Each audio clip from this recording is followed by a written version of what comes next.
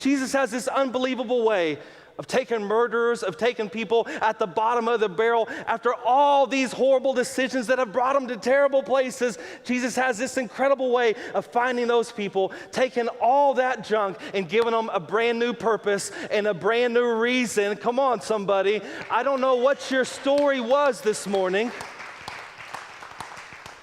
He went from being a murderer to being the most effective evangelist that the world has ever seen. He went from being a murderer to being an apostle. Listen, I don't know what your story was when you walked through the doors this morning. I don't know where you've been. I don't know what you've done. I don't know what you've been through. I'm positive it probably looks a little bit like this. Started off with the best of intentions, with the most hope, with the brightest future.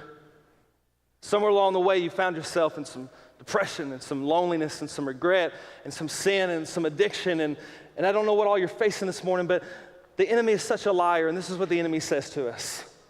There's no way that God can love you.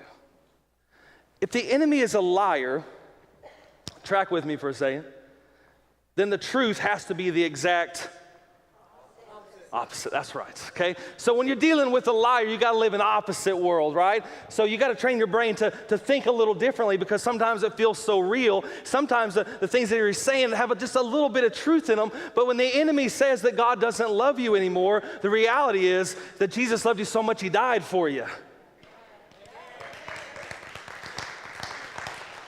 When the enemy says that you've gone too far, that there's no way that Jesus could find you there, the truth is that there's no place that the love of Jesus won't go. When the enemy says that you are too broken, that your life is too messed up, the reality is, friends, that there is nothing that the cross of Jesus can't fix. There is no sin that can't be forgiven. There is no life that he can't put back together. I don't care how messed up your story was. I don't care how derailed your story has become. I'm telling you some good news this morning. There is a man named Jesus. Come on, somebody.